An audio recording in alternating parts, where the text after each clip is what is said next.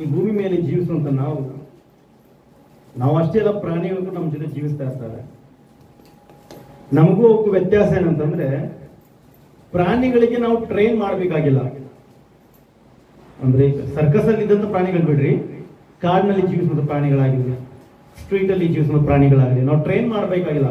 ನೀ ನಾಯಿ ತರನ ಬಿಹೇವ್ ಮಾಡ್ಬೇಕಂತ ಟ್ರೈನ್ ಮಾಡೋಂಗಿಲ್ಲ ನಾವು. ನೀ ಬೆಕ್ಕ ತರನ ಬಿಹೇವ್ ಮಾಡಂತ ಹೇಳೋಂಗಿಲ್ಲ. ಸ್ವಭಾವಗಳು ತಮ್ಮ ಸ್ವಭಾವ ಪ್ರಕಾರ ಬಿಹೇವ್ ಮಾಡ್ತಾರೆ. ಬಟ್ ಮನುಷ್ಯನಿಗೆ ಒಂದು ವ್ಯತ್ಯಾಸ ಏನಂತಂದ್ರೆ, ಮನುಷ್ಯನು ಯಾವುದನ್ನ ನೋಡ್ತಾನೋ ಅದನ್ನ ತನ್ನಲ್ಲಿ ಅನ್ಸ್ಕೊಂಡ್ಬಿಡ್ತಾನೆ. ಅವಾಗವಾಗ ನಾವು ಬೈತೇವೆ ನೋಡ್ರಿ, ಕತ್ತೆ ಅಂತವನೇ, ಮಂಗೆ ಅಂತವನೇ ಅಂತ ಗುಣಗಳನ್ನ ಅನ್ಸ್ಕೊಂಡ್ಬಿಡ್ತಾರ. ಒಂದು ಯಾವ್ದೊಂದು ವಸ್ತುನ ನೋಡಿದ್ರೆ ಆ ಗುಣವನ್ನ ತನ್ನಲ್ಲಿ ಅಳವಡಿಸ್ಕೊಂಡ್ಬಿಡ್ತಾನೆ. ಅದ್ರ ತರ ಬಿಹೇವ್ ಮಾಡಿ ಸ್ಟಾರ್ಟ್ ಮಾಡ್ತಾನೆ. ಒಂದು ಐಡಲ್ ಅಲ್ಲಿ ಇಟ್ಕೊಂಡ್ಬಿಡ್ತಾನೆ, ಐಡಲ್ ತರ ಬಿಹೇವ್ ಮಾಡೋ ಸ್ಟಾರ್ಟ್ ಮಾಡ್ತಾನೆ. ಅವ್ರು ಹಾಗೆ ಡ್ರೆಸ್ ಮಾಡ್ಕೊಳ್ಳೋದು, ಅವ್ರ ಹಾಗೆ ಹೇರ್ ಸ್ಟೈಲ್ ಮಾಡ್ಕೊಳ್ಳೋದು, ಮನುಷ್ಯನ್ ಮಾಡ್ತಾನ. ಅದು ಪ್ರಾಣಿಗಳು ಆ ರೀತಿ ಮಾಡೋಂಗಿಲ್ಲ. ಪ್ರಾಣಿಗಳು ತನ್ನ ಸ್ವಭಾವ ಏನಿದೆಯೋ ಅದನ್ನೇ ಫಾಲೋ ಮಾಡ್ತಾರೆ. ದೇವರು ಮನುಷ್ಯನನ್ನ ಯಾವ ರೀತಿ ಮಾಡಿದನಂದ್ರೆ, ಮನುಷ್ಯನು ಯಾವುದನ್ನಾದ್ರೂ ನೋಡಿದ್ರೆ ಅದನ್ನ ಅವಲಂಬಿಸಿಕೊಳ್ಳುವಂತಹ ಗುಣಗಳನ್ನ ಮನುಷ್ಯನಲ್ಲಿ ಇಟ್ಟಿದ್ದಾನೆ. ಇದನ್ನ ಒಳ್ಳೆಯದಕ್ಕಾಗಿ ದೇವರು ಇಟ್ಟಿದ್ರು. ಆದ್ರೆ ಮನುಷ್ಯನು ಕ್ರಮೇಣ ಅದನ್ನು ನೆಗೆಟಿವ್ ಆಗಿ ಮಾಡ್ಲಿಕ್ಕೆ ಸ್ಟಾರ್ಟ್ ಮಾಡ್ದ. ನೆಗೆಟಿವಿಟಿ ಅವನಲ್ಲಿ ಬರ್ಲಿಕ್ಕೆ ಸ್ಟಾರ್ಟ್ ಆಯ್ತು. ಅದರ ಬಗ್ಗೆ ಪೌಲನು ಎಕ್ಸ್ಪ್ಲೇನ್ ಮಾಡ್ತಾ, ವಿವರಣೆ ಕೊಡ್ತಾ ಈ ಎಫೆಸದವರಿಗೆ ಒಂದು ಪತ್ರವನ್ನು ಬರೆದಿದ್ದಾನೆ. ಈ ಎಫೆಸ ಪತ್ರ ಜೈಲಿನಲ್ಲಿ ಇದ್ದುಕೊಂಡು ಬರೆದಿದ್ದಾನೆ. ಪೌಲನು ಜೈಲಿನಲ್ಲಿ ಇದ್ದುಕೊಂಡು 4 ಪತ್ರಗಳನ್ನು ಬರೆದಿದ್ದಾನೆ. ಎಫೆಸೆ, ಕೊಲಿನ್ಸೆ, ಫಿಲಿಮೋನಿ ಅಂತ ಬರೆದಿದ್ದಾನೆ. 4 ಪತ್ರಗಳನ್ನ ಜೈಲಲ್ಲಿ ಇದ್ದುಕೊಂಡು ಅದನ್ನು ಬರೆದಿದ್ದು. ಈ ಎಫೆಸದವರು ಬರೆದ ಪತ್ರಿಕೆಯಲ್ಲಿ 6 ಅಧ್ಯಾಯಗಳಿದ್ದಾವೆ. ಈ 6 ಅಧ್ಯಾಯಗಳಲ್ಲಿ 155 ವಚನಗಳು ಈ ನಮಗೆ ಎಫೆಸದವರು ಬರೆದ ಪತ್ರಿಕೆಯಲ್ಲಿ ಸಿಗ್ತವೆ. ಫಸ್ಟ್ 3 ಅಧ್ಯಾಯಗಳು ದೇವರು ನಮಗಾಗಿ ಏನ್ ಮಾಡಿದನು ಅಂತ ಹೇಳಿ ಬರೆದಿದ್ದಾನೆ. 1, 2, 3 ಚಾಪ್ಟರ್ಗಳು ಏನಿದಾವೆ, ದೇವರು ನಮಗಾಗಿ ಏನ್ ಮಾಡಿದನು. 4, 5, 6 ಅಧ್ಯಾಯಗಳು ನಾವು ದೇವರಿಗಾಗಿ ಏನು ಮಾಡಬೇಕು ಅಂತ ಹೇಳಿ ಬರೆದು ಕೊಟ್ಟಿದ್ದಾನೆ. ಪ್ರತಿ ವಿಶ್ವಾಸಿ, ಯೇಸು ಸ್ವಾಮಿ ನಂಬಿರುವಂತಹ ಪ್ರತಿ ವಿಶ್ವಾಸಿಯನ್ನ ಮಕ್ಕಳು ಅಂತ ಹೇಳ್ತಾನೆ ದೇವರು. ಮಗ ಅಥವಾ ಮಗಳು ಅಂತ ಹೇಳ್ತಾರೆ. 1, 2, 3 ಅಧ್ಯಾಯಗಳಲ್ಲಿ ತಂದೆಯಾದ ದೇವರು ಮಕ್ಕಳಿಗೆ ಏನು ಮಾಡಬೇಕು ಅದು ಮಾಡಿದ್ದಾನೆ. 4, 5, 6 ಅಧ್ಯಾಯದಲ್ಲಿ ಮಕ್ಕಳು ಏನು ಮಾಡಬೇಕು ಅಂತ ಎಕ್ಸ್ಪ್ಲೇನ್ ಮಾಡಿದ್ದಾನೆ ಅಷ್ಟೇ. ಈ 6 ಅಧ್ಯಾಯಗಳಲ್ಲಿ ವಿವರಣೆ ಇದೆ. ಸೊ 1ನೇ ಅಧ್ಯಾಯದಲ್ಲಿ 1ನೇ ವಚನದಿಂದ 14ನೇ ವಚನದವರೆಗೆ ದೇವರನ್ನು ಆರಾಧನೆ ಮಾಡಿದ್ದಾನೆ ಪೌಲನು. ದೇವರ ಗುಣಲಕ್ಷಣಗಳನ್ನು ವರ್ಣಿಸಿದ್ದಾನೆ, ಆತನ ಉಪಕಾರಗಳು ನೆನೆಸಿದ್ದಾನೆ, ಆತ ನಮಗೆ ಮಾಡಿರುವಂತಹ ಅದ್ಭುತಗಳನ್ನ, ಮಾತುಕಾರಗಳನ್ನ ನೆನೆಸಿದ್ದಾನೆ. ಆ ಪೌಲನು ದೇವರು ಮಾಡಿರುವಂತ ಉಪಕಾರಗಳನ್ನ ನೆನೆಸಿದ್ದಾನೆ. ತಂದೆಯಾದ ದೇವರು ಭೂಮಿ ಬುನಾದಿ ಹಾಕುವುದಕ್ಕೆ ಮುಂಚೆ ನಮ್ಮನ್ನ ಗ್ರಹಿಸಿ ನಮ್ಮನ್ನು ನೋಡಿದ್ದಾನೆ. ತಂದೆಯಾದ ದೇವರು, ಮಗನಾದ ದೇವರು ನಮ್ಮನ್ನ ವಿಮೋಚನೆ ಮಾಡಲಿಕ್ಕಾಗಿ ತನ್ನ ರಕ್ತವನ್ನ ಸುರಿಸಿದ್ದಾನೆ, ತನ್ನ ಪ್ರಾಣ ಕೊಟ್ಟಿದ್ದಾನೆ. ಪವಿತ್ರಾತ್ಮ ದೇವರು ನಮ್ಮನ್ನ ಮುದ್ರೆ ಹಾಕಿ ನಮ್ಮ ಮೇಲೆ ನಮ್ಮನ್ನು ಪ್ರತ್ಯೇಕಪಡಿಸಿದ್ದಾನೆ. ಇವೆಲ್ಲವನ್ನು ನೆನೆಸಿಕೊಂಡು ಅಪೊಸ್ತಲನಾದ ಪೌಲನು 1ನೇ ಅಧ್ಯಾಯ 1ರಿಂದ 14ನೇ ವಚನಗಳಲ್ಲಿ ಆರಾಧನೆ ಮಾಡಿದ್ದಾನೆ ದೇವರನ್ನ. ಈ ಆರಾಧನೆ ಎಲ್ಲವೂ ಕೂಡ ಈ ಬೈಬಲ್ ಅಲ್ಲಿ ಬರೆದಿದೆ. 1ನೇ ಅಧ್ಯಾಯದಲ್ಲಿ ನೋಡಬಹುದು. ಗ್ರೀಕ್ನಲ್ಲಿ 3ನೇ ವಚನದಿಂದ 14ನೇ ವಚನದವರೆಗೆ ಒಂದೇ ಒಂದು ಲೈನ್ ಅದು. ಆಕ್ಚುಲಿ ನಮಗೆ ಅದು ಫುಲ್ ಸ್ಟಾಪ್ ಗಳನ್ನ ಕೊಟ್ಟಿದ್ದಾರೆ. ಬಟ್ ಗ್ರೀಕ್ ನಾವು ಬೈಬಲ್ ತೆಗೆದ್ರೆ ಒಂದೇ ಒಂದು ಲೈನ್. ಆ ಲೈನ್ ಅನ್ನ ಉಚ್ಚಾರ ಮಾಡ್ಲಿಕ್ಕೆ 2 ನಿಮಿಷ ಉಸಿರು ಕಟ್ಕೋಬೇಕು ನಾವು. ಅಂಥ ವರ್ಡ್ಗಳನ್ನ ಯೂಸ್ ಮಾಡಿ ದೇವರನ್ನ ಆರಾಧನೆ ಮಾಡಿದಾನೆ ಪೌಲನು. ನಾವು ಹಂಗ ಮಾಡೋಗಿಲ್ಲ ಅಂತ ಗೊತ್ತು, ಅದಕ್ಕೆ ಅವರು ಡಿವೈಡ್ ಮಾಡಿ ನಮಗೆ ಫುಲ್ ಸ್ಟಾಪ್ ಗಳನ್ನ ಕೊಟ್ಟಿದ್ದಾನೆ. ಅಲ್ಲಲ್ಲಿ ಚೆನ್ನಾಗಿ ಆರಾಧನೆ ಮಾಡಿದ್ದಾನೆ. ಸೊ 14ನೇ ವಚನದಿಂದ 23ನೇ ವಚನದವರೆಗೆ ಪ್ರಾರ್ಥನೆ ಮಾಡಿದ್ದಾನೆ. ಏನಂತ? ದೇವರೇ, ನೀನು ಮಹಾಘನತೆಯುಳ್ಳಂತ ದೇವರು, ನಿನ್ನ ಬಗ್ಗೆ ಜಾಸ್ತಿ ನಾಲೆಜ್ ನನಗಿಲ್ಲ, ಅದನ್ನ ತಿಳ್ಕೊಳ್ಳಿಕ್ಕೆ ನನಗೆ ಜ್ಞಾನ ಕೊಡು.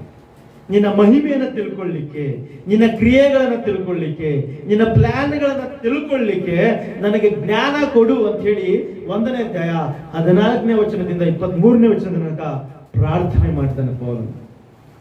ಮೊದಲು ಆರಾಧನೆ, ನಂತರ ಪ್ರಾರ್ಥನೆ.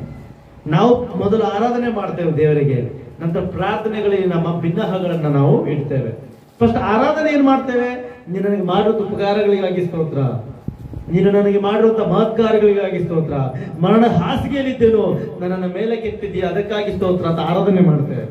ಪ್ರಾರ್ಥನೆಯಲ್ಲಿ ನಮಗಿರುವಂತಹ ಸಮಸ್ಯೆಗಳನ್ನ ದೇವ್ರ ಮುಂದಿಡುತ್ತೇವೆ. ದೇವರೇ ನನಗೆ ಇದು ಬೇಕು, ನನ್ನ ದೇವರೇ ನಿನ್ನ ಆತ್ಮ ಅಭಿಷೇಕ ಬೇಕು, ದೇವರೇ ಅದು ಬೇಕು, ಇದು ಪ್ರಾರ್ಥನೆ ಮಾಡಿ. ಅವನು ಕೂಡ ಅದೇ ಮಾಡ್ತಾ ಇದ್ದಾನೆ. 1ನೇ ಅಧ್ಯಾಯದಲ್ಲಿ ಫಸ್ಟ್ ಆರಾಧನೆ ಮಾಡ್ತಿದ್ದಾನೆ, ನಂತರ ದೇವರಿಗೆ ಪ್ರಾರ್ಥನೆ ಮಾಡ್ತಿದ್ದಾನೆ. ನೆಕ್ಸ್ಟ್ 2ನೇ ಅಧ್ಯಾಯಕ್ಕೆ ಬಂದಾಗ 1ನೇ ವಚನದಿಂದ 10ನೇ ವಚನದವರೆಗೆ ಏನು ಬಂದಿದೆಯಪ್ಪ ಅಂದ್ರೆ, ನಾವೆಲ್ಲರೂ ಕೂಡ ಪಾಪದಲ್ಲಿ ಬಿದ್ದು ಹೋಗಿದ್ದೇವೆ, ಮಲಗಿ ಬಿಟ್ಟಿದ್ದೇವೆ ಅಂತ ಅರ್ಥ. ಪಾಪದಲ್ಲಿ ನಾವೆಲ್ಲರೂ ಮಲಗಿ ಬಿಟ್ಟಿದ್ದೇವೆ.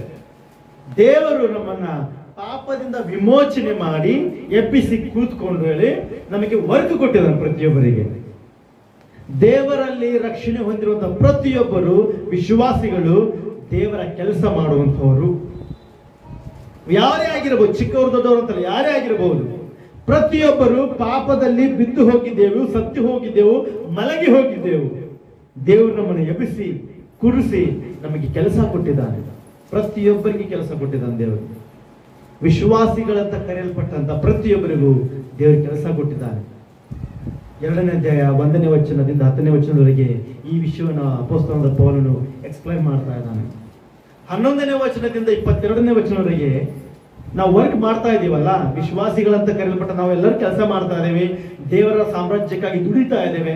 ನಮ್ಮೆಲ್ಲರನ್ನ ಒಗ್ಗಟ್ಟಾಗಿ ಮಾಡಿ ಒಂದು ಸಭೆ ಅಂತ ಕರೆದು ಒಂದು ಸಭೆಯನ್ನಾಗಿ ಮಾಡಿ ನಮ್ಮ ಮೇಲೆ ಶಿರಸ್ಸಾಗಿ ದೇವರು ಕೂತಿದ್ದಾನೆ.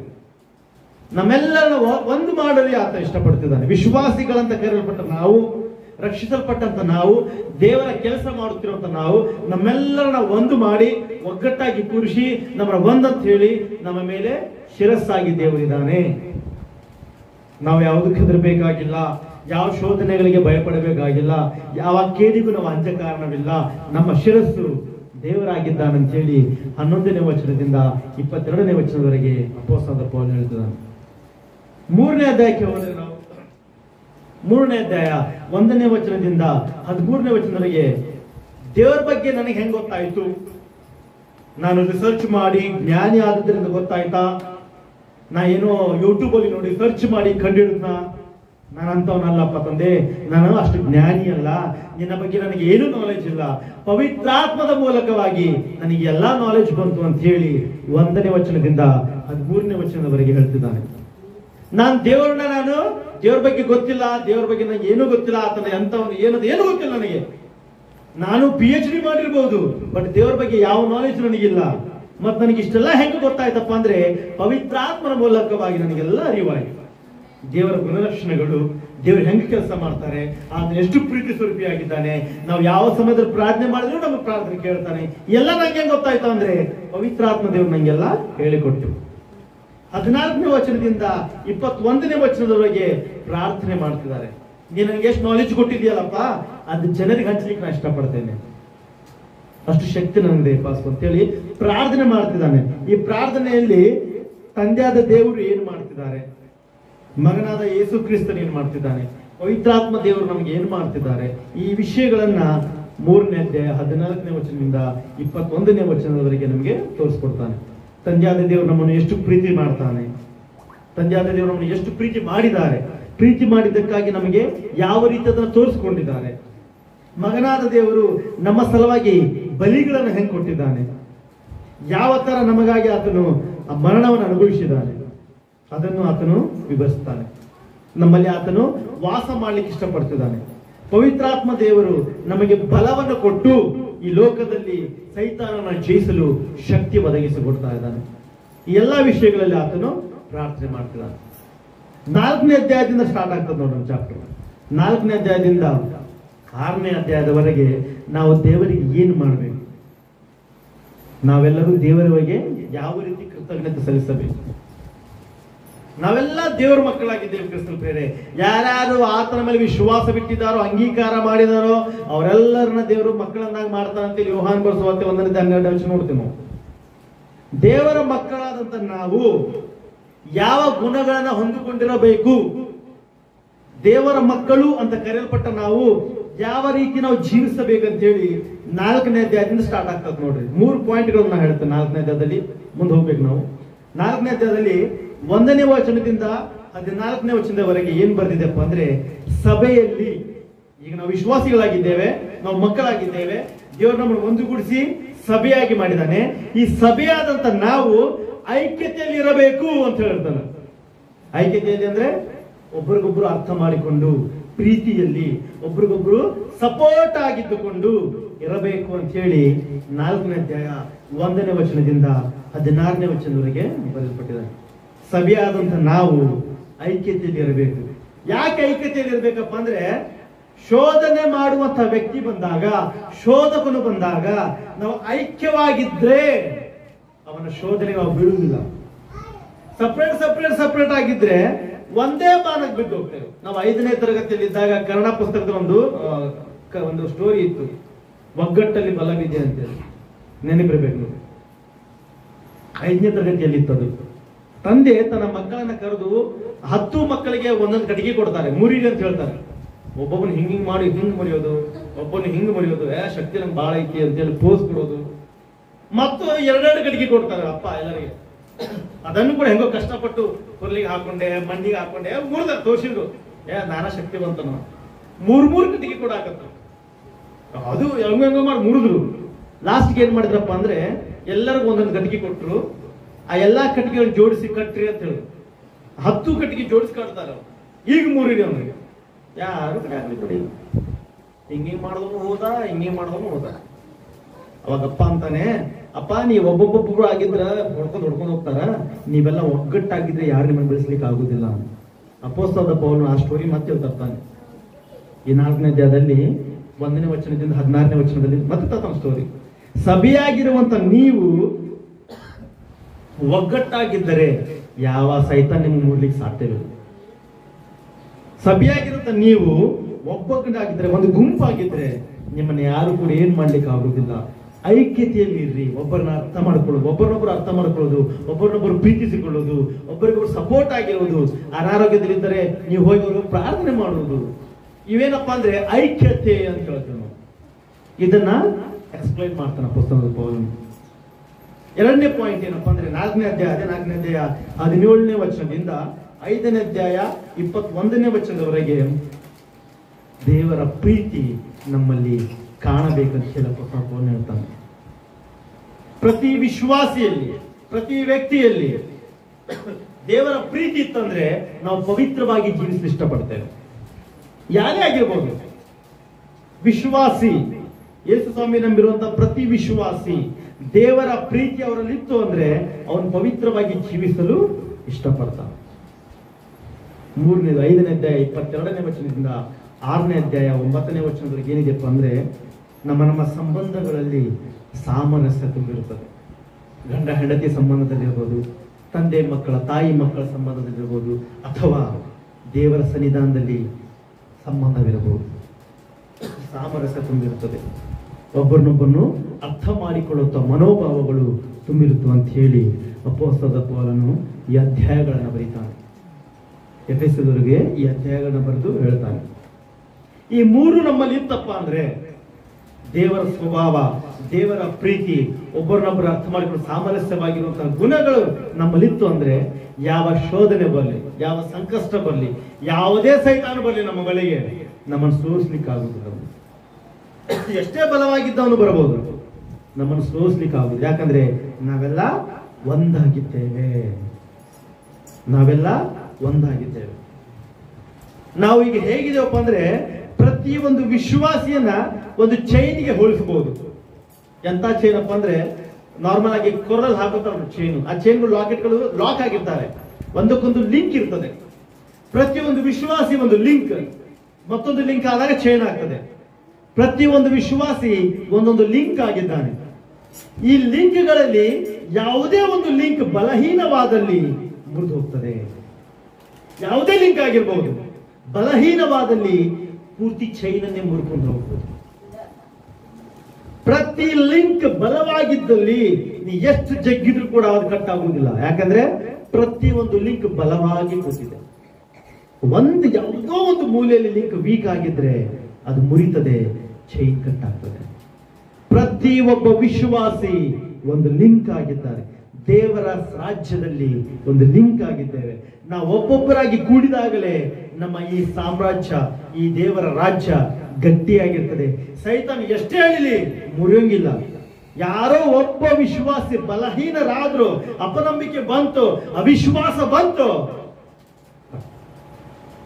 ಅದು ನಮ್ಮಲ್ಲಿ ಇರಬಾರದು ಅಂತ ಹೇಳಿ ಅಪೊಸ್ತಲನಾದ ಪೌಲನು ಹೇಳ್ತಾನೆ. 6ನೇ ಅಧ್ಯಾಯ 10ನೇ ವಚನದಿಂದ 24ನೇ ವಚನದವರೆಗೆ ನಾವು ಸೈತಾನ್ ಜೊತೆ ಯುದ್ಧ ಮಾಡಬೇಕಾಗಿದೆ. ನಾವೆಲ್ಲರೂ ಒಬ್ಬಟ್ಟಿಗರಾಗಿರುವ, ನಾವೆಲ್ಲರೂ ಒಂದಾಗಿರುವ ಅಂತ ಹೇಳ್ತಾನೆ. ನಾವು ಯುದ್ಧ ಮಾಡೋದು ಮನುಷ್ಯರೊಂದಿಗೆ ಅಲ್ಲ, ಸೈತಾನೊಂದಿಗೆ. ಆದುದರಿಂದ ನಾವು ಬಲವಾಗಿರುವ ಅಂತ ಹೇಳ್ತೀವಿ. ದೇವರಲ್ಲಿ ನಾವು ಪವಿತ್ರತೆಯಲ್ಲಿ ಜೀವಿಸಬೇಕಂತೇಳಿ ಅಪೊಸ್ತಲನಾದ ಪೌಲನು ಬರೆದಿದ್ದಾನೆ. ದೇವರು ಕೂಡ ಅದೇ ಆಸೆ ಪಡ್ತಿದ್ದಾನೆ. ನಾವೆಲ್ಲರೂ ಪವಿತ್ರರಾಗಿ ಜೀವಿಸಬೇಕು, ಪರಿಶುದ್ಧರಾಗಿ ಜೀವಿಸಬೇಕು ಅಂತೇಳಿ. ನಾವೀಗ ಓದ್ಕೊಂಡಿರೋದು 5ನೇ ಅಧ್ಯಾಯದಲ್ಲಿ ನಾವು ಓದ್ಕೊಂಡದೇನೆಂದ್ರೆ, ದೇವರ ಕ್ರಿಸ್ತನಲ್ಲಿ ನಾವು ಕ್ಷಮಿಸಲ್ಪಟ್ಟಿದ್ದರಿಂದ ಒಬ್ಬರನ್ನು ಕ್ಷಮಿಸಿಕೊಳ್ಳಬೇಕು. ದೇವರ ಮಕ್ಕಳಂತ ನಾವು ದೇವರ ಗುಣಲಕ್ಷಣಗಳನ್ನು ಅಳವಡಿಸಿಕೊಳ್ಳಬೇಕು ಅಂತ ಬರೆಯಲ್ಪಟ್ಟಿದೆ. ಸ್ವಲ್ಪ ಅದೇ 4ನೇ ಅಧ್ಯಾಯ 17ನೇ ವಚನಕ್ಕೆ ನಾವು 17ನೇ ವಚನದಿಂದ ಓದಿದ್ರೆ, ಕ್ರಿಸ್ತನಲ್ಲಿರುವಂತಹ ಮಕ್ಕಳು, ದೇವರ ಮಕ್ಕಳಂತ ಕರೆಯಲ್ಪಟ್ಟವರು ಕೆಲವು ಗುಣಲಕ್ಷಣಗಳಿದಾವಂತೆ. ಅವು ಪವಿತ್ರರಾಗಿರ್ಬೇಕಂದ್ರೆ ಏನ್ ಮಾಡ್ಬೇಕಂತ ಹೇಳಿ 4ನೇ ಅಧ್ಯಾಯ 17ನೇ ವಚನದಿಂದ 4ನೇ ಅಧ್ಯಾಯ 32 ವಚನದವರೆಗೆ ಬರೆದಿದೆ.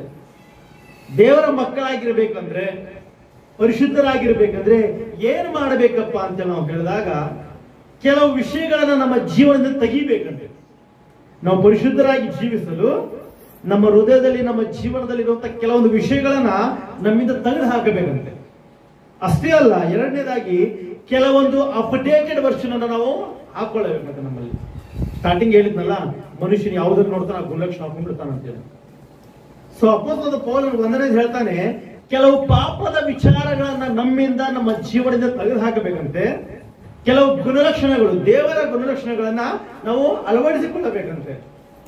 3ನೇದು, ಕೆಲವು ನಮ್ಮಲ್ಲಿ ಒಳ್ಳೇದಿದ್ದಾವೆ, ಅವುಗಳನ್ನ ಸ್ವಲ್ಪ ಅಪ್ಡೇಟ್ ಮಾಡ್ಕೊಳ್ಬೇಕಂತೆ. ಕೆಲವೊಂದು ಗುಣಗಳಿದಾವೆ, ಅವುಗಳನ್ನ ಅಪ್ಡೇಟ್ ಮಾಡ್ಕೋಬೇಕು. ಒಂದೆರಡು ಎಕ್ಸಾಂಪಲ್ ಕೊಡ್ತೇನೆ, ನಾನು ಅರ್ಥ ಆಗ್ತಿದೆ ನಿಮಗೆ. ಕೆಲವುಗಳನ್ನ ತೆಗಿಬೇಕು ಅಂದ್ರೆ, ನಮ್ಮಲ್ಲಿ ಕೋಪ ಇದೆ, ಅಸೂಹೆ ಇದೆ, ಹೊಟ್ಟೆ ಕಿಚ್ಚಿದೆ, ಅವುಗಳನ್ನ ತೆಗಿಬೇಕಂದ್ರೆ ಏನ್ ಅಳವಡಿಸ್ಕೊಳ್ಬೇಕು? ದೇವರ ಪ್ರೀತಿ, ದೇವರ ಸಮಾಧಾನ, ದೇವರ ಕೃಪೆಗಳನ್ನ ಅಳವಡಿಸ್ಕೊಳ್ಬೇಕು. ನಮ್ಮಿಂದ ಏನ್ ತೆಗಿಬೇಕು? ಬಹಳ ಹರಟೆ ಹೊಡಿತೇವೆ ನಾವು. ಎಲ್ಲಾರು ಒಂದ್ ಕೂರ್ತಿ ಅಂದ್ರ, ಆ ಪಕ್ಕದ ಮನೆಯಿಂದ ಏನಾಯ್ತು, ಬಹಳ ಮಂದಿ ಇದ್ರಲ್ಲ ನಿನ್ನೆ, ಅವ್ರ ಮನೆಗೆ ಜಗಳ ಆಗೈತಂತಲ್ಲ, ಬಹಳ ಹೊಡ್ಕೊಳಬೇಕು. ಈ ಮಾತುಗಳಾಡುವಂತ ಬಹಳ ಅಭ್ಯಾಸ ಇದೆ ನಿಮ್ಮಲ್ಲಿ. ಅವುಗಳನ್ನ ತೆಗಿಬೇಕಂತೆ. ಹಿಂಗೆ 2-3 ಮಂದಿ ಕುಂತಾಗ ದೇವರ ಬಗ್ಗೆ ಮಾತಾಡೋದು ಕಲಿಬೇಕಂತೆ. ಕೆಲವುಗಳನ್ನು ತೆಗಿಬೇಕು, ಕೆಲವುಗಳನ್ನ ಅಳವಡಿಸ್ಕೊಳ್ಬೇಕು. ಅದ 4ನೇ ಅಧ್ಯಾಯ 17ನೇ ವಚನದಿಂದ ಮನೆಗೂ ಓದ್ಕೊಳ್ಬಹುದು. ಕೆಲವುಗಳನ್ನ ಅಳವಡಿಸ್ಕೊಳ್ಬೇಕಂತೆ, ಕೆಲವುಗಳನ್ನ ತೆಗೆದು ಹಾಕಬೇಕಂತೆ. ಕೆಲವು ಆಲ್ರೆಡಿ ನಮ್ಮಲ್ಲಿ ಇದಾವೆ, ಅವುಗಳನ್ನ ಅಪ್ಡೇಟ್ ಮಾಡ್ಕೊಳ್ಬೇಕಂತೆ. ಪ್ರಾರ್ಥನೆ ಮಾಡುವಂತ ಗುಣಗಳು ನಮ್ಮಲ್ಲಿ ಇದಾವೆ, ಅವುಗಳನ್ನ ಅಪ್ಡೇಟ್ ಮಾಡ್ಬೇಕು. ವಿಜ್ಞಾಪನೆ ಮಾಡುವಂತ ಗುಣಗಳು ನಮ್ಮಲ್ಲಿದಾವೆ, ಅಪ್ಡೇಟ್. ನಮಗ್ ಸಲ ಅಷ್ಟೇ ಪ್ರಾರ್ಥನೆ ಮಾಡ್ತಿದ್ದೆ, ಅವ್ರು ಏನ್ ಮಾಡ್ಕೊಂಡು ಸಾಯ್ದಿಲ್ಲ, ನನಗೆ ಕಾಪಾಡಪ್ಪ. ನಮ್ಮ ಪ್ರಾರ್ಥನೆಗಳು ಅವ್ರ ಬಗ್ಗೆ ನಮ್ಗೆ ಗೊತ್ತಿಲ್ಲಪ್ಪ, ನಮ್ಮ ಕುಟುಂಬನಿಗೆ ಸಾಕ, ನಮ್ಮ ಕುಟುಂಬ ಚಲೋ ಇತ್ತ ಸಾಕು, ನನ್ನ ಕುಟುಂಬ ಉದ್ಧಾರ ಆಯ್ತು ಸಾಕು ನನಗೆ, ಅವ್ರು ಏನಾರು ಮಾಡ್ಕೊಂಡು ಸಾಯಿಲ್ಲ, ನನ್ನ ಸಂಬಂಧಿಲ್ಲ. ಇವುಗಳನ್ನ ಅಪ್ಡೇಟ್ ಮಾಡಿಕೊಂಡು, ಸ್ವಾಮಿ ಇದು ನನ್ನ ಕುಟುಂಬ, ನನ್ನ ಸಭೆಯಲ್ಲಿ ಆರಾಮಿಲ್ಲಪ್ಪ ತಂದೆ, ನನ್ನ ಕುಟುಂಬದಲ್ಲಿ ಸದಸ್ಯರಿಗೆ ಆರಾಮಿಲ್ಲ, ಎಷ್ಟು ಒದ್ದಾಡ್ತಾನಲ್ಲ ಪಾಪ, ಅವ್ರ ಮನೇಲಿ ಕೂಡ ಅಷ್ಟೇ ಒದ್ದಾಡ್ತಾ ಇರ್ತಾರಪ್ಪ, ಅವ್ರನ್ನ ಮುಟ್ಟು ನಮ್ಮನ್ನು ನಾವು ಅಪ್ಡೇಟ್ ಮಾಡಿಕೊಳ್ಳಬೇಕಂತ. ನಾವು ದೇವರ ಮಕ್ಕಳಾಗಿದ್ದೇವೆ, ನಾವು ಪರಿಶುದ್ಧರಾಗ್ಲಿಕ್ಕೆ ಇಷ್ಟಪಡುವುದಾದ್ರೆ ಈ ಗುಣಲಕ್ಷಣ ನಮ್ಮಲ್ಲಿ ಬರಬೇಕು ಅಂತ ಹೇಳಿ 4ನೇ ಅಧ್ಯಾಯ 17ನೇ ವಚನದಿಂದ 35 ವಚನ ಬಗ್ಗೆ ಇದೇ ಬರೆಯಲ್ಪಟ್ಟಿದೆ. ನೀವು ಬಯಕ ಮನೆಗೆ ಹೋಗಿ ಕೂತ್ಕೊಳ್ಬಹುದು. ಸೊ 5ನೇ ಅಧ್ಯಾಯಕ್ಕೆ ನಾವು ಬಂದಾಗ, ಆದುದರಿಂದ 5ನೇ ಅಧ್ಯಾಯಕ್ಕೆ ನಾವು ಬಂದಾಗ ತೆಲುಗುದಲ್ಲಿ ಆದುದರಿಂದ ಸ್ಟಾರ್ಟ್ ಆಗ್ತದೆ. ನಮ್ಗೆ ಇಲ್ಲಿ ನಾವು ದೇವರ ಅಂದ್ರೆ ಈ ಎಲ್ಲ ವಿಷಯಗಳನ್ನು ನಾವು ಅಳವಡಿಸಿಕೊಂಡಿದ್ದರಿಂದ, ದೇವರ ಮಕ್ಕಳಾಗಿ ಜೀವಿಸಲು ಇಷ್ಟಪಡುತ್ತಿದ್ದರಿಂದ, ಹಳೆಯದನ್ನ ತೆಗೆದು ಹೊಸದನ್ನ ನಾವು ಅಳವಡಿಸಿಕೊಂಡಿದ್ದರಿಂದ, ದೇವರು ನಿಮಗೆ ಕ್ರಿಸ್ತನಲ್ಲಿ ಕ್ಷಮಿಸಿದ್ನಲ್ಲ, ಆದುದರಿಂದ ದೇವರ ಪ್ರಿಯರಾದ ಮಕ್ಕಳಿಗೆ ತಕ್ಕ ಹಾಗೆ ಆತನನ್ನು ಅನುಸರಿಸುವವರಾಗಿರ್ರಿ.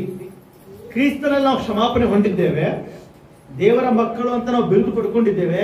ಈಗ ನಾವು ಏನ್ ಮಾಡ್ಬೇಕಂತೆ? ದೇವರ ಮಕ್ಕಳಿಗೆ ತಕ್ಕ ಹಾಗೆ ಆತನನ್ನು ಫಾಲೋ ಮಾಡಬೇಕು. ಯಾರನ್ನು? ದೇವರನ್ನು. ನಾನು ಸ್ಟಾರ್ಟಿಂಗ್ ಹೇಳಿದೆ, ಮನುಷ್ಯ ಅನ್ನೋನು ಒಂದು ವಸ್ತುವನ್ನು ನೋಡಿದ್ರೆ ಅದನ್ನ ಅಳವಡಿಸ್ಕೊಳ್ತಾನೆ.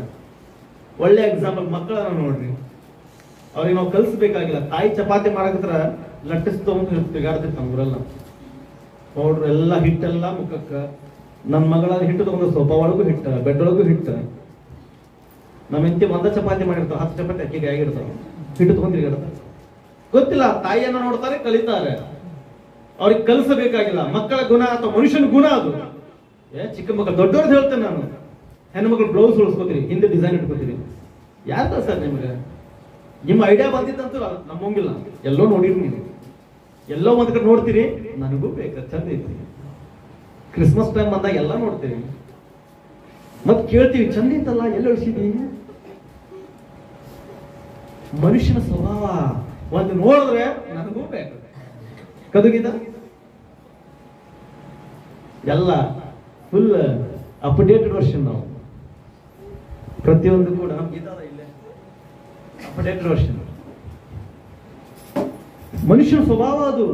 ಒಂದು ನೋಡಿದ್ರೆ ನನಗೂ ಬೇಕು. ನಮ್ಗೆ ನಾವು ಹಾಕುವಂತ ಡ್ರೆಸ್ ಸ್ಟೈಲ್ ಆಯ್ತು, ನಾವು ಬಾಚುವಂತ ಹೇರ್ ಸ್ಟೈಲ್ ಆಯ್ತು, ನಮ್ದಲ್ಲ ಅದು. ಎಲ್ಲ ನೋಡೇನು ನಾವು ಹುಟ್ಟಿದಾಗ ಹೇರ್ ಸ್ಟೈಲ್ ಮಾಡ್ಕೊಂಡ್ ಬಂದಿದ್ವಿ. ಬೆಳೆದ ಮೇಲೆ ಯಾಕೆ ಬಂತು? ಮನುಷ್ಯನ ಸ್ವಭಾವ. ಅಪೊಸ್ತಲನಾದ ಪೌಲ್ ಹೇಳ್ತಾನೆ, ದೇವರ ಮಕ್ಕಳಿಗೆ ತಕ್ಕ ಹಾಗೆ ಆತನನ್ನು ಅನುಸರಿಸ್ರಿ. ಅಂದ್ರೆ ನೀವು ಫಾಲೋ ಮಾಡ್ರಿ, ಐಡಲ್ ಇಟ್ಕೊಂಡ್ರಿ, ಒಬ್ಬರನ್ನು ನೋಡಿ ಕಲೀರಿ. ಆ ಒಬ್ಬರು ಯೇಸು ಆಗಿರ್ಲಿ. ನೀನ್ ಕಲಿತಾ ಇದೆಯಲ್ಲ, ನೀ ಸ್ಟೈಲ್ ಮಾಡ್ತಾ ಇದೆಯಲ್ಲ, ಬಹಳ ಒಳ್ಳೆಯದು. ಯಾರೋ ಫಾಲೋ ಮಾಡ್ತಾ ಇದೀಯಾ, ಆ ಫಾಲೋ ಮಾಡುವಂತ ವ್ಯಕ್ತಿ ದೇವರಾಗಿರ್ಲಿ. ದೇವರ ಮಕ್ಕಳಿಗೆ ತಕ್ಕ ಹಾಗೆ ನೀ ಜೀವಿಸು, ನಿನ್ನ ಪರಿಶುದ್ಧತೆ ನಿನ್ನಲ್ಲಿ ಬರ್ತದೆ ಅಂತ ಹೇಳ್ತಾನೆ. ಇದು 5ನೇ ಅಧ್ಯಾಯ 1ನೇ ವಚನ 2ನೇ ವಚನದಲ್ಲಿರುವಂತಹ ವಾಕ್ಯ ಅಷ್ಟೇ. 2ನೇ ವಚನಕ್ಕೆ ಇಷ್ಟ ಆಯ್ತು ಟೈಮ್. ಕ್ರಿಸ್ತನಲ್ಲಿ ಪ್ರೇರೆ ಅಪೊಸ್ತಲನಾದ ಪೌಲನು ಬರೆಯುತ್ತಿದ್ದೇನೆಂದ್ರೆ, ನಾವು ದೇವರ ಮಕ್ಕಳಂತೇಳಿ ಮೈಕ್ ಹಿಡ್ಕೊಂಡು ಒದರಬೇಕಾಗಿಲ್ಲ. ಆತನು ಬೇರಾಗಿದ್ದಾನೆ, ನಾವು ಫಲವಾಗಬೇಕು. He is a root, we are the fruit. Root ಕಾಣೋಂಗಿಲ್ಲ, ಫ್ರೂಟ್ ಕಾಣ್ತದೆ. ದೇವರ ಯಾರು ಕಾಣೋಂಗಿಲ್ಲ, ನೀನು ಒಳಗಿರ್ತಾನೆ. ನೀ ಕೊಡುವಂತ ಫಲದಲ್ಲಿ ಗೊತ್ತಾಗ್ತದೆ ನೀ ದೇವರ ಮಕ್ಕಳು, ನೀ ದೇವರ ಮಗನು ಅಂತೇಳಿ. ಆತನು ನಿನ್ನ ಬೇರಾಗಿದ್ದರೆ ಫಲಗಳು, ಬಹುತೇಕ ಫಲಗಳು ದೇವರ ಮಕ್ಕಳಿಗೆ ತಕ್ಕ ಹಾಗೆ ಆತನನ್ನು ಅನುಸರಿಸುವರಾಗಿರಿ. 2ನೇ ವಚನ, ಕ್ರಿಸ್ತನು ನಿಮ್ಮನ್ನು ಪ್ರೀತಿಸಿ ನಮ್ಮೆಲ್ಲರಿಗೋಸ್ಕರ ತನ್ನನ್ನೇ ದೇವರಿಗೆ ಸುಗಂಧನೆ ವಾಸನೆಯಾದ ಕಾಣಿಕೆಯಾಗಿಯೂ ಯಜ್ಞವಾಗಿಯೂ ಸಮರ್ಪಿಸಿಕೊಂಡ ಪ್ರಕಾರ ನೀವು ಪ್ರೀತಿಯಲ್ಲಿ ನಡೆದುಕೊಳ್ಳಿರಿ. ಪ್ರತಿಯೊಬ್ಬರು ದೇವರಿಗೆ ಪ್ರೀತಿಯಲ್ಲಿ ನಡ್ಕೊಳ್ಳಬೇಕು. ನೀ ದೇವರೊಂದಿಗೆ ಪ್ರೀತಿಯಲ್ಲಿ ನಡ್ಕೊಳ್ತಾ ಇದ್ರೆ ನಿನ್ನ ಕುಟುಂಬದೊಂದಿಗೆ ನೀ ಪ್ರೀತಿಯಲ್ಲಿ ನಡೀತೀಯ. ನಿನಗೂ ದೇವರಿಗೆ ಒಳ್ಳೆಯ ಸಂಬಂಧ ಇತ್ತು, ನಿನ್ನ ಕುಟುಂಬದಲ್ಲಿ ನಿನಗೆ ಒಳ್ಳೆಯ ಸಂಬಂಧ ಇರ್ತದೆ. ನಿನ್ನ ನೆಂಟರ ಜೊತೆ ನಿನಗೆ ಒಳ್ಳೆಯ ಸಂಬಂಧ ಇರ್ತದೆ. ನಿನಗೂ ದೇವರಿಗೂ ವಾರ ಇತ್ತು ಅಂದ್ರೆ ಇಲ್ಲಿ ಸಮಾಧಾನ ಇರಂಗಿಲ್ಲ ನಿನಗೆ. ನೀನು ಸಮಾಧಾನಕರವಾಗಿ ಯಾವಾಗಿರ್ತೀವಿ ಗೊತ್ತಾ? ಈ ಲೋಕದ ಸಮಾಧಾನ ನಿನ್ನಲ್ಲಿದ್ರೆ ಇರಂಗಿಲ್ಲ. ಆ ಈ ಲೋಕ ಸಮಾಧಾನ 1 ತಾಸು 2 ತಾಸು 2 ದಿನ ಇರ್ಬೋದು. ಹೊಸ ಫ್ರಿಜ್ ತಂದ್ರಪ್ಪ, 2 ದಿನ ಆರಾಮಾಗಿ ಎಂಜಾಯ್ ಮಾಡಿದ್ರೆ, 3ನೇ ದಿನದಿಂದ ನಾರ್ಮಲ್. ಈ ಸಮಾಧಾನದ ಬಗ್ಗೆ ಮಾತಾಡ್ತಲ್ಲ ಅಪೊಸ್ತಲನಾದ ಪೌಲನು. ಸ್ವರ್ಗ ಲೋಕದ ಸಮಾಧಾನ ನಿನ್ನಲ್ಲಿ ಬಂದ್ರೆ ನಿನ್ನ ಪ್ರಾಣ ಹೋಗುವವರೆಗೂ ಆ ಸಮಾಧಾನ ಹೋಗುವುದಿಲ್ಲ. ಫ್ರೂಟ್ ಕಂಡು ಬರ್ತದೆ. ಕ್ರಿಸ್ತನಲ್ಲಿ ನಮಗೆ ಪ್ರೀತಿಯಲ್ಲಿ ನೋಡಿಕೊಳ್ಳುವುದು ಕಲಿತೇವೆ ನಾವು. ಯಾರ ಜೊತೆ? ಎಲ್ಲರ ಜೊತೆ. ನಾವು ಪಾಪ ಮಾಡಿದಾಗ ದೇವರು ನಮ್ಮ ಮೇಲೆ ಕೋಪ ಮಾಡ್ಕೊಳ್ಳೋದಿಲ್ಲ, ನಮ್ಮನ್ನು ಪ್ರೀತಿಸ್ತಾನೆ ಇರ್ತಾನೆ. ಅದು ಪರಿಶುದ್ಧವಾದ ಪ್ರೀತಿ. ತಂದೆ ತಾಯಿಗಳಾದಂತ ನಾವು ನಮ್ಮ ಮಕ್ಕಳನ್ನ ಪ್ರೀತಿಸ್ತೇವೆ. ಯಾವಾಗೋ ಒಂದ್ಸಲ ಹೊಡಿತೇವೆ, ಯಾವಾಗೋ ಒಂದ್ಸಲ ಬೊಯ್ತೇವೆ, ಯಾವಾಗೋ ಒಂದ್ಸಲ ಕೋಪ ಮಾಡ್ಕೊಳ್ತೇವೆ. ಯಾಕೆ? ಆ ಮಕ್ಕಳ ಮೇಲಿದ್ದಂತ ಪ್ರೀತಿ ಕಡಿಮೆ ಆಯ್ತು ಆ ಟೈಮಲ್ಲಿ, ಆ ಕ್ಷಣಕ್ಕೆ. ಮತ್ತು ವಾಪಸ್ ಬರ್ತದೆ ಆ ಕ್ಷಣಕ್ಕೆ. ಬಟ್ ದೇವರ ಪ್ರೀತಿ ಹಂಗಲ್ಲ. ನಾವು ಪಾಪ ಮಾಡಲಿ, ನಾವು ಮೋಸ ಮಾಡಲಿ, ನಾವು ತಪ್ಪು ಮಾಡಲಿ, ದಾರಿ ತಪ್ಪಿ ಹೋಗ್ಲಿ, ದೇವರ ಪ್ರೀತಿ ಯಾವತ್ತೂ ಕೂಡ ಚೇಂಜ್ ಆಗುವುದಿಲ್ಲ. ಅದು ದೇವರ ಪ್ರೀತಿಗೂ ನಮ್ಮ ಪ್ರೀತಿಗೂ ಒಂದು ವ್ಯತ್ಯಾಸ. ಅದಕ್ಕಾಗಿ ಪೌಲನು ಹೇಳ್ತಿದ್ದಾನೆ, ಯಾರನ್ನ ಫಾಲೋ ಮಾಡ್ತಾ ಇದ್ರಲ್ಲ, ದೇವರನ್ನ ಫಾಲೋ ಮಾಡ್ರಿ.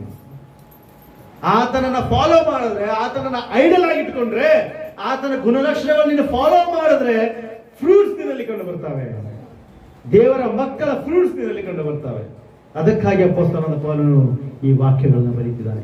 1ನೇ ಅಧ್ಯಾಯದಿಂದ 3ನೇ ಅಧ್ಯಾಯದವರೆಗೆ ದೇವರು ನಮಗೆ ಏನೇನು ಮಾಡಿದಾನೆ ಅಂತ ಹೇಳ್ಕೊಟ್ಟಿದ್ದಾನೆ. 4, 5, 6 ಅಧ್ಯಾಯದಲ್ಲಿ ನಾವ್ ಏನ್ ಮಾಡ್ಬೇಕಂತ ಹೇಳ್ತಿದ್ದಾನೆ. 5ನೇ ಅಧ್ಯಾಯದಲ್ಲಿ ಹೇಳ್ತಿದ್ದಾನೆ ನಾವು ಏನ್ ಮಾಡ್ಬೇಕಪ್ಪ ಅಂದ್ರೆ ದೇವರ ಮಕ್ಕಳಾಗಿ ಜೀವಿಸಬೇಕಂದ್ರೆ ಆತನನ್ನ ಫಾಲೋ ಮಾಡ, ದೇವರಂತೆ ಇರಬೇಕು ನಾವು. ಆತನ ಫಾಲೋ ಮಾಡಿದ್ರೆ ಆತನ ಗುಣಲಕ್ಷಣಗಳು ನಮ್ಮಲ್ಲಿ ಅಳವಡಿಸಿಕೊಳ್ಳುತ್ತೇವೆ. ಕ್ರಿಸ್ತನ ಪ್ರಿಯರೇ, ನಾವು ದೇವರಿಗೆ ಮಕ್ಕಳಾಗಿದ್ದೇವೆ, ಜ್ಞಾಪಕದಲ್ಲಿ ಇಟ್ಕೊಳ್ರಿ.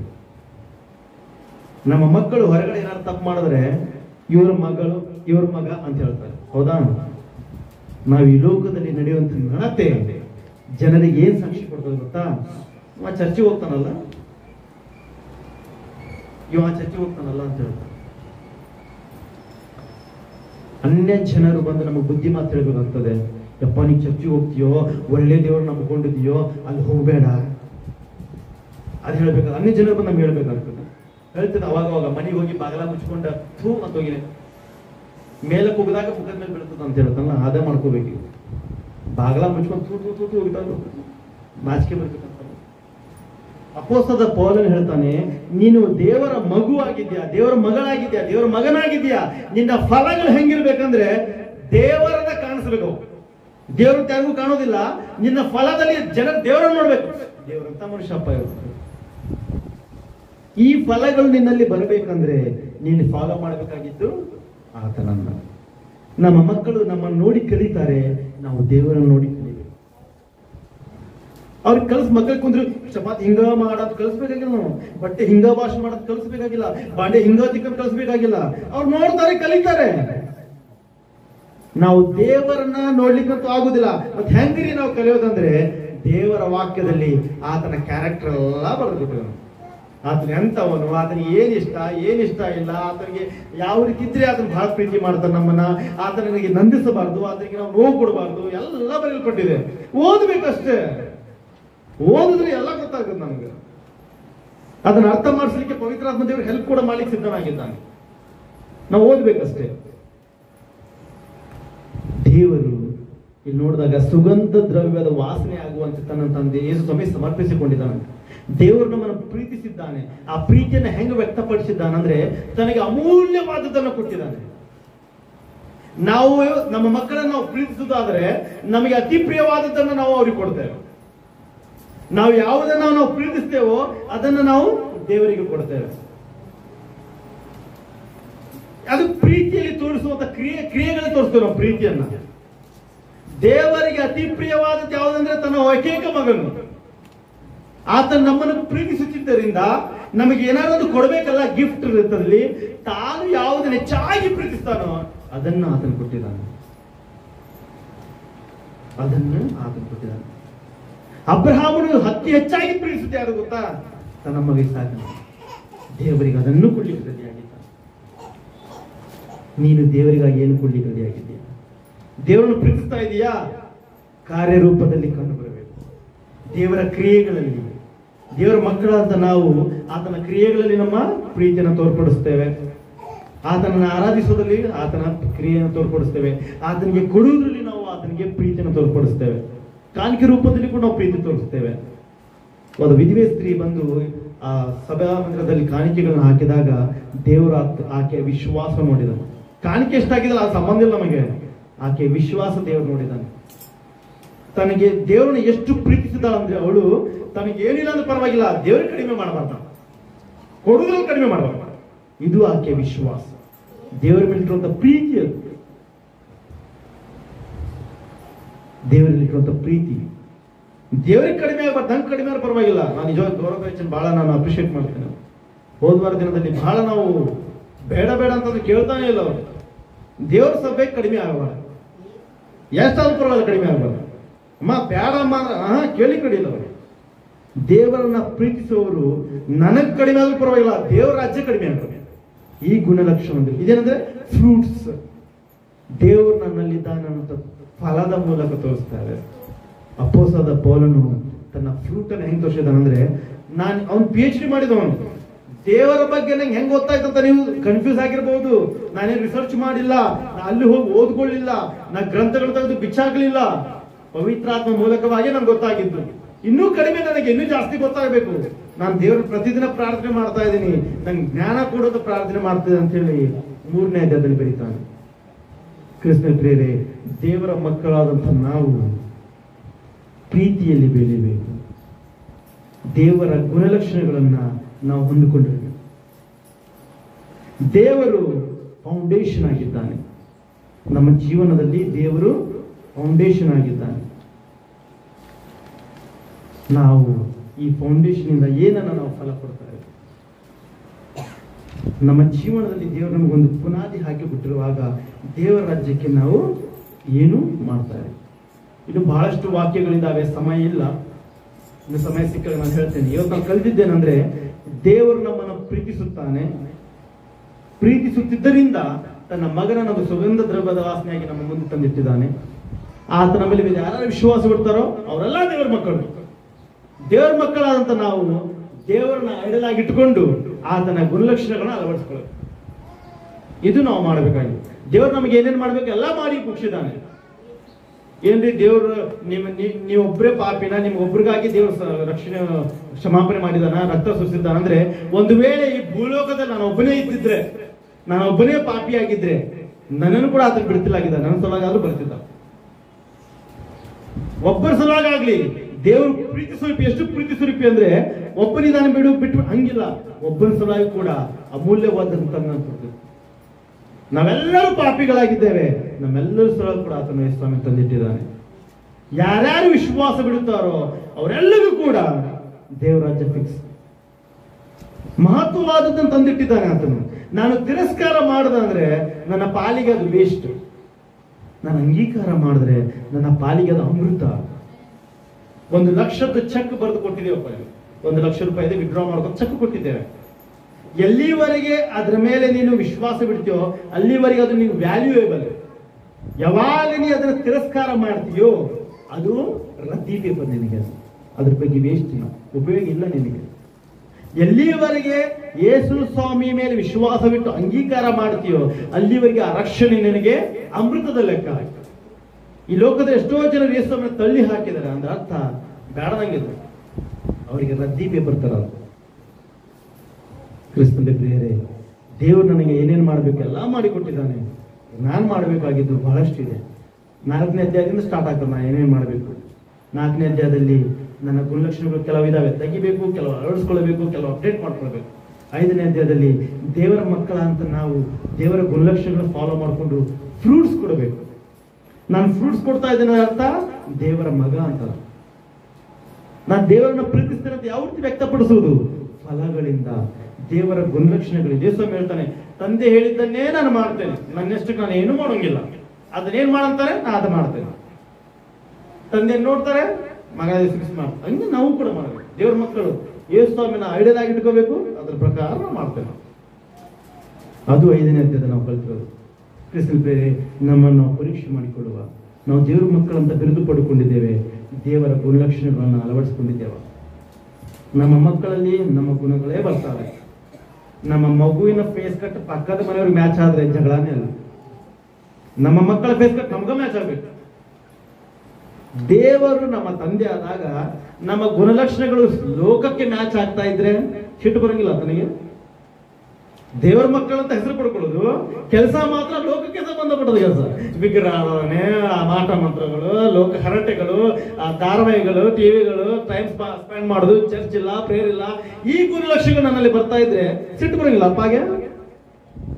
ಯಾರ ಮಗ? ನನ್ನ ಮಗನ ಅವ್ರ ಮಗ ಅಂತೀವಿ ನಾವು. ದೇವರ ಮಗ ಅಂದ್ರೆ ದೇವರ ಗುಣಲಕ್ಷಣಗಳು ನನ್ನೆಲ್ಲ ಬರಬೇಕು. ನೀ ಸೈತಾನಕ್ಕೆ ಸಂಬಂಧಪಟ್ಟ ಲೋಕದ ಮಕ್ಕಳ ಮಾತು ಸಾಯಿರಿ. ನನ್ನಲ್ಲಿ ದೇವರ ಗುಣಲಕ್ಷಣ ಖಚಿತವಾಗಿ ಇರಬೇಕು. ಯಾಕಂದ್ರೆ ನಾನು ದೇವರ ಮಗ. ದೇವರು ನಮ್ಮನ್ನು ರಕ್ಷಿಸಿಕೊಂಡಿದ್ದಾನೆ, ಪ್ರತಿಯೊಬ್ಬರನ್ನು ರಕ್ಷಿಸಿಕೊಂಡಿದ್ದಾನೆ. ಯೋಹಾನ ಬರೆದ 1ನೇ ಸುವಾರ್ತೆ 11-12 ವಚನದಲ್ಲಿ ನೋಡುವಾಗ ಯೇಸು ಸ್ವಾಮಿನ ಅಪ್ಪ ತಂದೆ ಅಂತ ಕರೆದು ನಾವು ಒಪ್ಕೊಂಡ್ರೆ ಸಾಕು, ನಾವು ಮಕ್ಕಳ ರಿಜಿಸ್ಟರ್. ಆತನ ಆಸ್ತಿಗೆ ವಾರಸುದಾರರು, ಆತನ ಸ್ವರ್ಗಲೋಕಕ್ಕೆ ವಾರಸುದಾರರು ನಾವು. ನಮ್ಮಲ್ಲಿ ಆತನ ಗುಣಲಕ್ಷಣಗಳು ಬರಬೇಕು. ಅಂತಹ ಗುಣಲಕ್ಷಣಗಳು ನಮ್ಮಲ್ಲಿ ದಯಪಾಲಿಸುವಂತೆ ನಾವು ಆತನ ವಿಜ್ಞಾಪನೆ ಮಾಡಿಕೊಳ್ಳುವ ದೇವರ ವಾಕ್ಯಗಳನ್ನು ಆಶ್ರಯಿಸಲಿ.